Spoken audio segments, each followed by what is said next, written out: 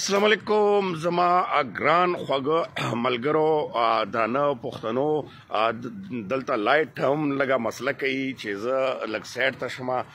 تاسو سره تازه ترین لږ شانته اطلاعات چې کوم دي هغه در کومه د وخت کې زه موجود پارلیمنت کې ما خو پارلیمان کې ما خو دغه وخت کې سپریم جوډیشل کونسل اجلاس هم روان ده خو نوې تازه خبر چې کوم تاسو هغه در کومه هغه دغه دی چې نن چې کوم دی عدالت باقاعده توګه چې کوم د افغانانو چې کوم خلاف د افغانانو د تک خلاف بنې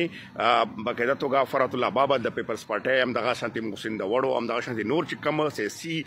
د ګوندونو لیډرانو هغه درخواست ورکړو چې د افغان کډوال د کم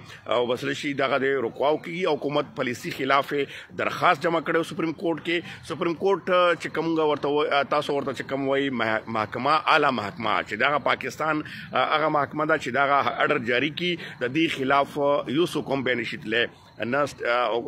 فوجي تللی شي او نه بل حکومت تللی شي نه سټیټ دغه ټول نه معتبره اداره ده نو په دغه کې باقاعده توګه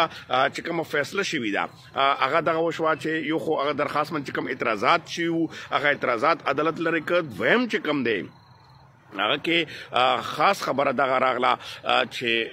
دغه کوم اوپن عدالت کې به چې کوم دی په دې باندې اوس باقاعده توګه کیس شروع کیږي او په دې حواله سره به باقاعده ډیبیټ کیږي چې کوم د افغان کډوالو خلاف چې کوم د درخواست چې دغه حکومت غلطه پالیسی ده په دې پالیسی خلاف افغان کډوالو خلاف نه سوري د پالیسی خلاف چې کومه دغه درخواست جمع شو او دغه د افغانانو لپاره او زموږ ټول پښتنو لپاره اهم خبر دی او په دې حواله سره به اوس کم دغه کیس کیږي تاسو ته به وقتاً فوقتاً هغه معلومات هم کیږي چې په دې حواله سره چې کم اعتراضات دي خاص کر چې د افغان تګ او په افغان بیا خاص کر په دې کې به اوس هغه پیور کارت او سټیزن کارت والا معاملې هم راوچتي کیږي دغه به اوس اعلی عدالت چې کم دی محکمه چې کومه ده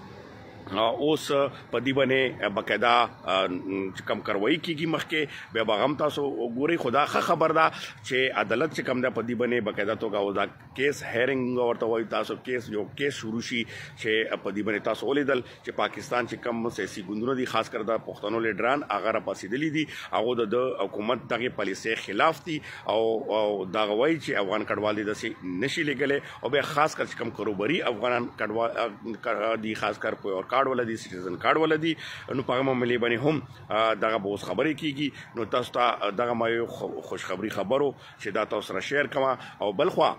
میټینګونه روان دي هغه باندې به تاسو ته وقتاً فوقتاً هغه در کومه خاص کر پیور کارت او سټیزن کارت والا چې کوم یو درشم دسمبر دو ځان ته چولې ټینشن کې چولې دي خو ان شاء الله ټینشن ما خلې په هغه باندې کیږي دا اوس تاسو ته ګوري چې عدالت کې هم یو کاروایی روانه شو نو په دې باندې هم میټینګونه روان دي مختلف هغه دي او زه به اعلی چارواکو سره انټروګانې هم کوم په دې حواله سره به هغه به تاسو ته تفصیلي چې کوم هغه دي خبرونه دي هغه به مخې ته راځي او ان شاء الله ما چې دا یو خبر دی